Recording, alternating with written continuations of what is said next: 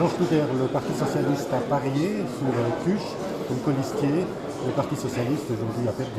Oui, je crois que le parti a fait le choix de la gauche plurielle.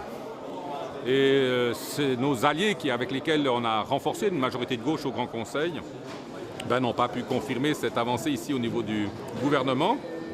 Ça doit être source d'intéressantes réflexions face à l'exercice du pouvoir, face à la manière dont il faut s'y prendre pour assurer des majorités dans un gouvernement. Il y a eu une volonté un peu de chacun pour soi, dans la gauche plurielle pour le Conseil d'État. On constate que ça n'a pas marché, que le Parti socialiste reste le pilier fort de cette gauche pour exercer des responsabilités gouvernementales et que peut-être il serait préférable à d'autres échéances futures de se rallier également tous sur la même liste. Vous allez vous trouver avec 4 collègues néophytes en matière de Conseil d'État, l'exécutif.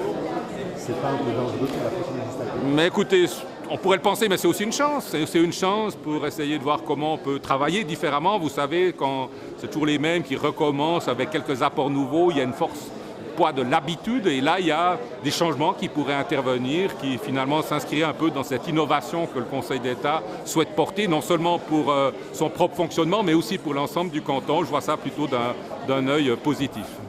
Vous devrez cependant travailler avec une majorité de droite au Conseil d'État, une majorité de droite qui est confrontée à un Parlement de gauche.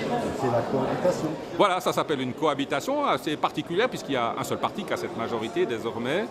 Ça demandera effectivement une sensibilité d'autant plus grande entre les différentes composantes du Conseil d'État, une écoute d'autant plus importante et aussi une écoute à l'égard des forces qui sont représentées au Parlement parce que c'est ensemble qu'on arrivera à mener encore à terme les importantes réformes dont ce canton a toujours besoin. Vous allez quitter bientôt un collègue de travail qui a travaillé avec vous pendant 4 ans, en tout cas Fernand Cuche, parce que c'est un peu la fin de sa carrière politique. J'imagine que ça ne se fait pas sur une certaine émotion. Non, je le disais avant, ça rappelle encore une fois la pertinence de ce vieil adage de la politique, comme quoi la roche tarpéienne est proche du Capitole.